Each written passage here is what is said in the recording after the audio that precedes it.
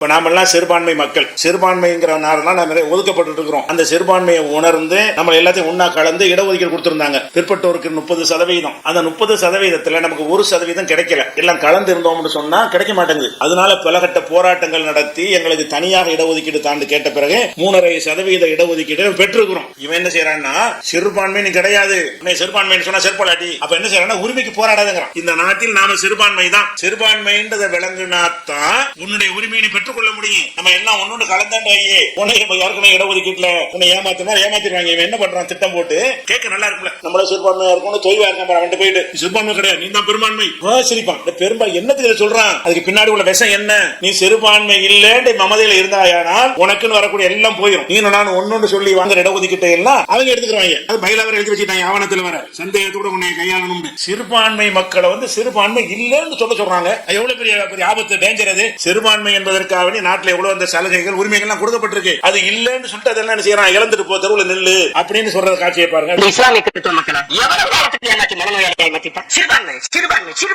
இவர்கள் செய்த துரோகத்திலே பெரும்பாலும் தமிழ் சமூக பிள்ளைகளை சிறுபான்மை என்ற நோயாளியாக மாற்றியதுதான். அதனால நாங்கள் தமிழர்கள் சிறுபான்மை என்று எவனாவது உன்னை சொன்னா என்ன இருக்கோ கையில எடுத்து அடிச்சு, ஒண்ணுமே இல்லையா செருப்பெடுத்தான் அடிச்சு. நம்ம சிறுபான்மை நம்ம பாதுகாப்பா இருக்கணும்னா நம்ம திமுக தான் ஓட்டுவோம்.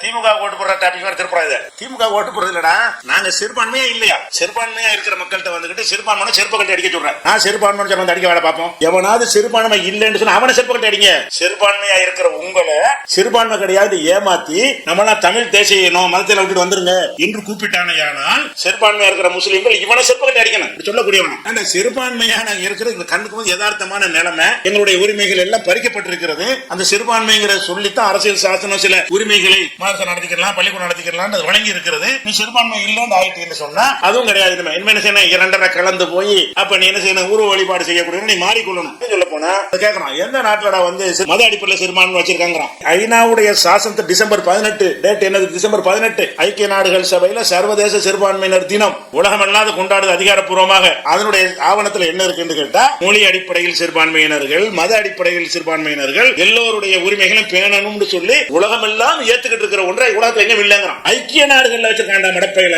ஐக்கிய பயில எவ்வளவு பெரிய ஐக்கியத்தில் பண்றான். முஸ்லீம்களை வஞ்சிச்சு சத்தம் போட்டு ஏமாத்த போனீங்கன்னா பாத்துட்டு மாட்டாங்க. அப்ப மதத்தின் அடிப்படையில் சிறுபான்மை இல்லைன்னு சொல்ற காட்சியை பாக்குறோம். அரசியல் சாசனத்துல 30வது சரத்து என்ன செய்யறது, மதம் மொழி ரெண்டு அடிப்படையில் சிறுபான்மை இருக்கிறாங்கன்னு சொல்லுதா இல்லையா, அரசியல் சட்டத்தில் இருக்கிறது 25வது பிரிவு அதை சொல்லுகிறது. அப்ப முஸ்லீம்கள் சிறுபான்மை இல்ல அப்படின்னு என்ன அர்த்தம், நீ எங்களோட ரெண்டா கலந்துரு, நீ உனக்குன்னு எந்த ஒரு வழிபாடு அடையாளம் வைத்துக் கொள்ளாத, உனக்கு பள்ளி வாச கபரஸ்தான விட்டுரு என்று சொல்லி இதே மாதிரி சாமி கும்பிடுறதுக்கு உனக்கு கூட்டு போறதுக்காக நினைக்கிறானா இல்லையா.